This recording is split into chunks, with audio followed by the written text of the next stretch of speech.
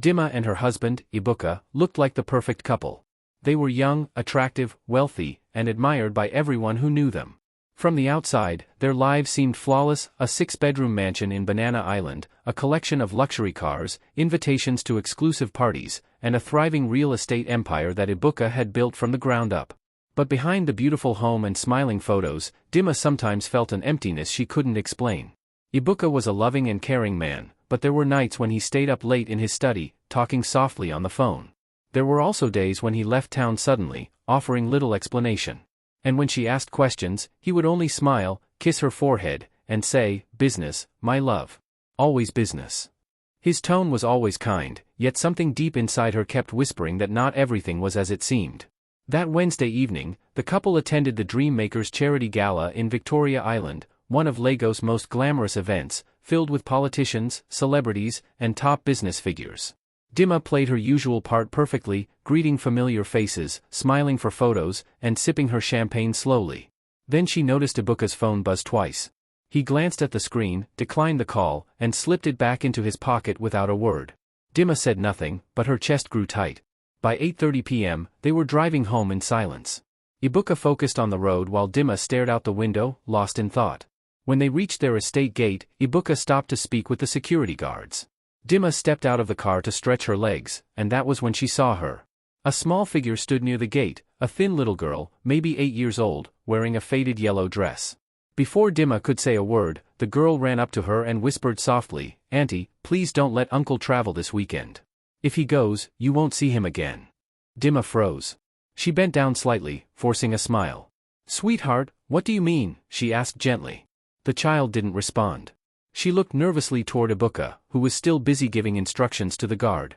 Then, before Dima could say another word, the little girl backed away and disappeared into the shadows near the gatehouse. Later that night, as Dima sat at her vanity brushing her hair, the strange warning replayed over and over in her mind: "If he goes, you won't see him again." Her heart thumped wildly. She almost turned to Ibuka and asked, "Baby, are you traveling this weekend?" But she stopped herself. She didn't want to sound suspicious or insecure. So instead, she switched off the light, lay beside him, and tried to calm her thoughts. But sleep refused to come. The next morning, the housekeeper set the breakfast table as Ibuka, dressed in a white polo shirt, scrolled through his phone. Dima sat across from him, pretending to be relaxed. Just as she reached for a slice of bread, Ibuka said casually, "Dima love, I need to fly to Abuja this weekend. There's an urgent meeting with some investors. I'll be back by Monday morning." The words hit her like a shock. Her phone slipped from her hand, clattering against the saucer. She forced a smile and nodded, trying to appear calm, but the girl's voice echoed loudly in her mind, "Don't let Uncle travel. If he goes, you won't see him again." Her stomach tightened. She wanted to beg him not to go, but what reason could she give? She didn't want to seem controlling or foolish. So she simply said, "Safe travels, Ibuka." Inside, however, fear gripped her heart. She prayed silently, "God, please keep my husband safe." Ibuka looked perfectly normal, calm, confident, and charming as always. He chatted about the Abuja trip, investor dinners, and property deals as if nothing in the world was wrong. But Dima couldn't shake the unease. That afternoon, she decided to act. She went to the estate gate and asked the security guards if they knew the little girl she had seen. To her relief, they did. They told her the girl's name was Gift, and she lived in a small orphanage nearby. Dima's heart softened. She often donated to that orphanage during charity drives. Without wasting time, she drove straight there. The head matron greeted her warmly. "Ah, Mrs. Ibuka. What a pleasant surprise. You came to see the children today," she said with a big smile. Dima smiled back, but her heart was heavy. She had come for answers, answers that could change everything. The matron hesitated before answering Dima's question. Then she nodded slowly. "Yes, and actually, I wanted to ask you about one of them, a little girl named Gift. She sometimes comes to the estate gate. What do you know about her?" The woman froze for a moment, then sighed deeply and gestured for Dima to sit. "Gift is special," she began quietly. "She's a quiet child. She doesn't laugh or play much. Always drawing in her small notebook. And sometimes, she says things." Dima leaned forward, her heart tightening. "What kind of things?"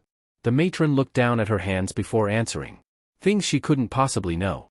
She's spoken about accidents, people disappearing, and strangely enough, she's been right more than once." A chill ran down Dima's spine. "She warned me about my husband's trip this weekend. She said I wouldn't see him again if he traveled." The matron sighed again. Maybe it's just a child's imagination. But please, listen to your spirit too. Before leaving, Dimma spotted Gift sitting under a tree, clutching her little notebook. The girl didn't look up, but as Dimma walked past, she saw the drawing on the open page, a small airplane surrounded by flames, with a figure falling through the clouds. That evening, when Dimma returned home, Ibuka was in his study going through contracts.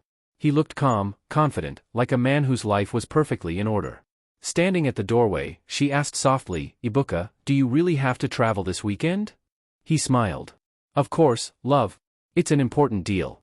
Just 3 days, and I'll be back before you know it." Dimma stepped closer. "I just have a bad feeling. Can't you postpone it?" Ibuka stood and wrapped an arm around her shoulders. "My love, you worry too much. Nothing will happen to me. I promise." The next day, he packed his leather travel bag, kissed her cheek, and said cheerfully, "By Monday morning, I'll be back," complaining that Abuja is too hot for me. "The flight leaves at midnight, but I have a meeting with investors before then." Dimma managed a weak smile and waved as the car pulled away toward the private airstrip. But the moment the gates closed behind him, an uneasy silence filled the mansion. That night, she couldn't sleep. She tossed and turned until she finally went downstairs around midnight. And there, in the corner of the living room, stood Gift, barefoot, holding her notebook tightly to her chest. Dimma froze. "Gift? How did you get inside?" The little girl didn't answer right away. She stepped closer, her small voice trembling. "Auntie, I saw it again, the fire, the plane, the man falling. If he flies, he won't come back." Dimma's heart raced. She knelt before Gift, gripping her shoulders gently. "How do you know these things? Please, tell me." The child shook her head. "I just know." By morning, Dimma wondered if it had all been a dream. But the memory felt too vivid to ignore. She was still trying to make sense of it when her phone rang. Expecting Ibuka's "landed safely" message, she picked up, but instead, a trembling voice came through. Madam, it's Ibuka's plane. It crashed. They haven't found survivors." The world went silent. Dimma's phone slipped from her hand onto the bed. Her vision blurred as the little girl's warning echoed in her mind. By Sunday morning, the news was everywhere. Tragedy strikes, billionaire real estate mogul Ibuka Okafor presumed dead after private jet crash. Reporters gathered outside the mansion like vultures. Flashing cameras filled the air. Dimma barely noticed any of it. She sat curled on the couch, her eyes swollen from crying. She kept replaying his last smile at breakfast, the casual way he kissed her forehead, the confidence in his voice when he promised to be back by Monday. Now, Monday felt like mockery. Relatives, friends, and business associates filled the house, crying, comforting, gossiping. Dimma barely spoke. She just sat, lost in her thoughts, haunted by the little girl's voice, "Don't let Uncle travel. If he goes, you won't see him again." By Tuesday morning, unable to bear it any longer, Dimma drove back to the orphanage.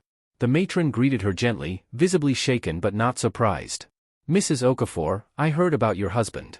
May God comfort you," she said softly. Dimma nodded, swallowing hard. "You said something before, about Gift seeing things.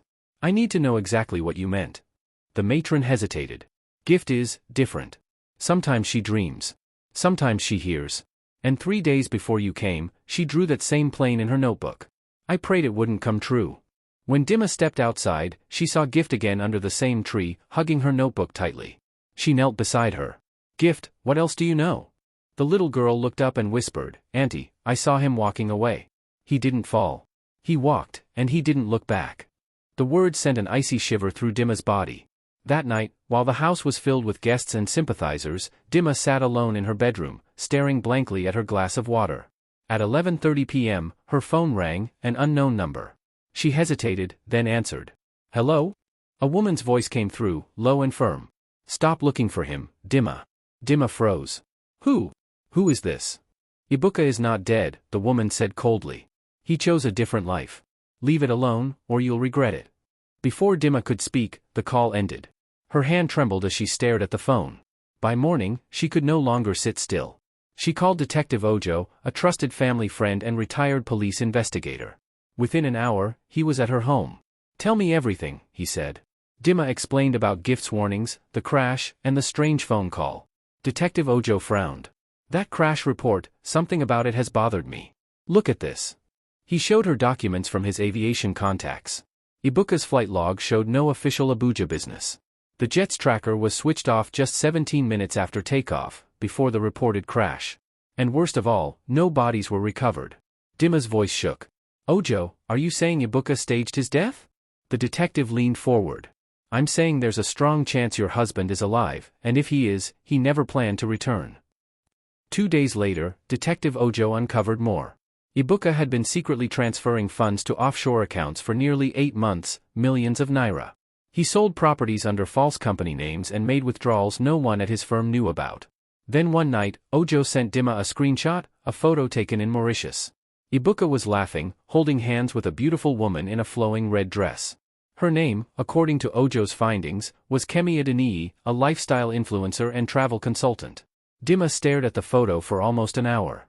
Her tears fell freely, blurring the image of the man she once called her world. But the final blow came the next morning. Ojo called again. Dima, please sit down, he said. She gripped the edge of the bed. What is it? We found another photo, of Ibuka, Kemi, and a little boy. Dima's heart dropped. What? What boy? Their son, Ojo said quietly. Silence filled the room. Dima's body shook as the truth hit her like a heavy wave. Ibuka was alive, with another family. Yet she could do nothing, because to the world, he was dead. For weeks, she lived in pain and humiliation. Every morning, the headline screamed. Missing billionaire Ibuka Okafor, investors threaten legal action. Who controls Okafor Properties now? Secrets and mistresses, inside Ibuka's double life. Reporters hounded her. Investors blamed her. Friends whispered behind her back. Still, she stayed silent, holding herself together when everyone expected her to crumble. Meanwhile, far away in Mauritius, Ibuka sat on the balcony of his rented beachfront villa, sipping whiskey and watching the sunset. Beside him, Kemi scrolled through her phone. They looked perfect, but behind the smiles, cracks had begun to show. First, Ibuka's offshore accounts were frozen after suspicious transfers were flagged by Interpol. Then, one of his business partners vanished, taking 1.2 billion Nigerian nairas with him. Soon after, Kemi began receiving anonymous threats. One evening, she slammed her phone on the counter. Ibuka, we need to talk. You promised me safety, a future, but your so-called partners are after us. Ibuka sighed. I said I'll handle it, Kemi. Trust me. But she no longer did. That night, while he showered, Kemi secretly forwarded copies of his fake passport and bank details to an unknown number. By the 3rd month, everything Ibuka had built abroad began to collapse. His villa was no longer safe. His partners were hunting him. And Kemi had grown cold, distant, and distracted. One evening, she stared at the ocean and said quietly, They're coming for you, Ibuka. And when they find you, don't call me. The next morning, she was gone. Her clothes, jewelry, and their savings, all vanished. She left a single note. You used me. I used you. We're even now. 3 days later, Interpol froze all his remaining assets. Desperate, Ibuka returned to Lagos under a fake name and rented a small apartment in Ikeja. The billionaire who once ruled empires now hid like a ghost. 2 weeks later, his safe house was raided by the same partners he'd cheated. They stormed in at night, shouting for their money. Shots were fired. By morning, police sirens wailed as neighbors gathered outside. The unknown man, found bleeding in apartment 4, was rushed to the hospital under guard. When his identity was revealed, Lagos exploded with news. Billionaire Ibuka Okafor found alive, arrested over fraud and money laundering. Dima saw the breaking news while sitting in her living room. Cameras flashed outside once more. She turned on the TV, and there he was. Her breath caught. It's him. Ibuka, you're alive. Days later, she visited him in detention. He looked thinner, smaller, broken. For a long time, neither spoke. Finally, Dima said quietly, Why, Ibuka? After everything, why? His lips trembled, but no words came. Dima stood, holding back tears. You didn't just lose your empire, Ibuka. You lost me. With that, she turned and walked away, leaving him chained, not only by law, but by the ruins of his choices. Months later, Ibuka was sentenced. Kemi vanished abroad under a new identity. And Dima, though heartbroken, began to rebuild her life. She refused interviews and chose peace over scandal. Sometimes, at the estate gate, she still saw Gift sitting with her little notebook. And every time she did, Dima whispered softly to herself. Next time, I will listen. In the months that followed, Dima found herself slowly returning to life, one quiet day at a time. The noise that had filled her world, the reporters, the pitying voices, the endless questions, began to fade like a storm moving out to sea. What remained was silence. And in that silence, she began to listen, not to the world, but to her own heart. Every morning, she would sit by her bedroom window, a cup of tea in her hands, and watch the sunrise paint the sky in soft shades of gold. For the first time in years, she didn't think about wealth, power, or appearances. She thought about peace, a kind of peace that money could never buy. Some days, she visited the garden behind the mansion, the one Ibuka had once promised to landscape but never did. Now wildflowers grew freely there, untamed and beautiful in their own way. Dima found comfort in tending to them. She learned how to prune roses, how to keep the soil moist, how to be patient with things that took time to bloom. In caring for the garden, she realized she was also caring for herself, piece by piece, quietly, faithfully. On Sundays, she went to the small church at the edge of Victoria Island, sitting in the same pew every week.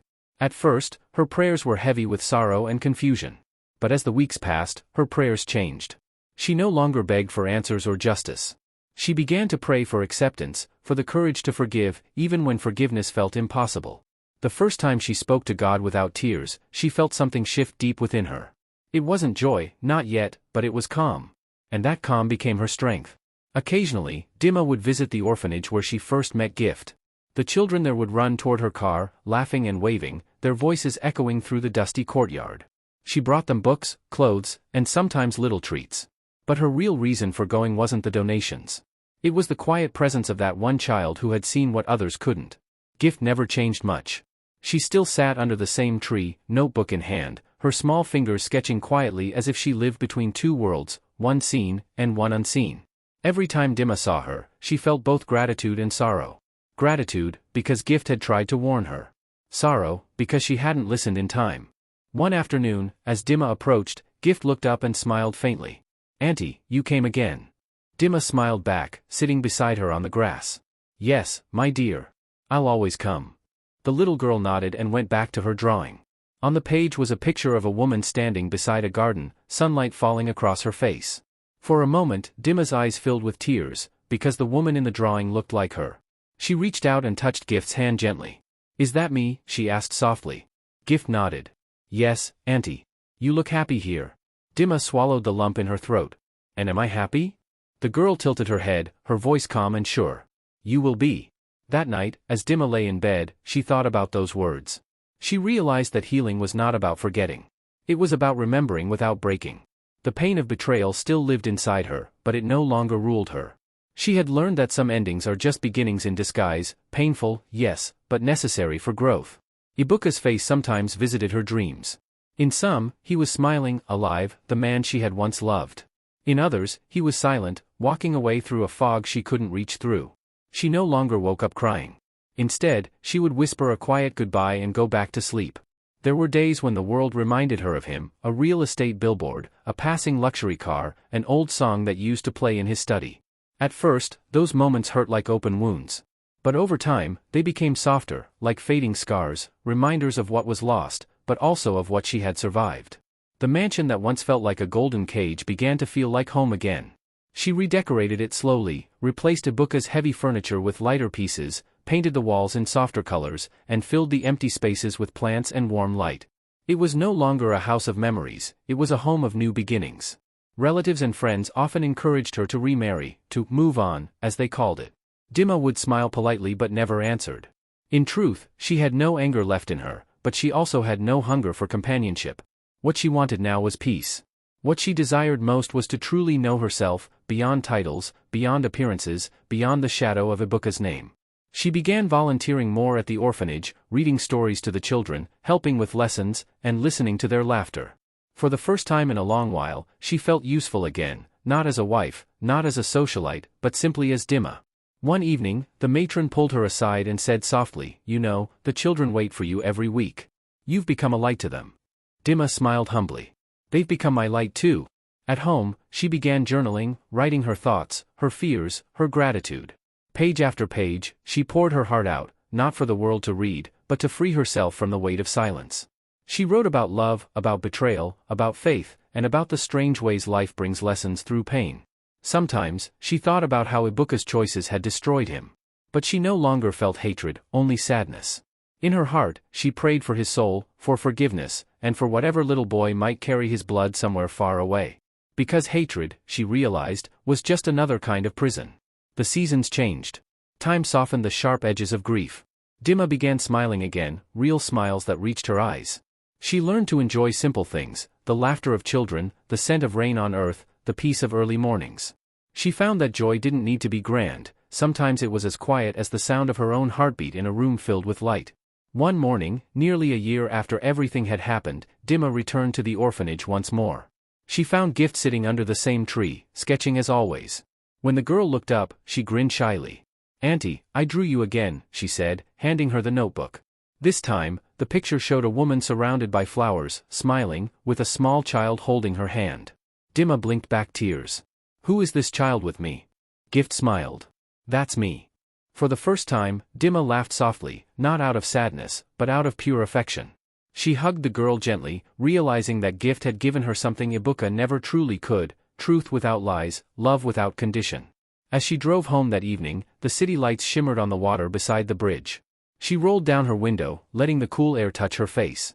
Life, she thought, had taken everything from her once, but it had also given her back herself.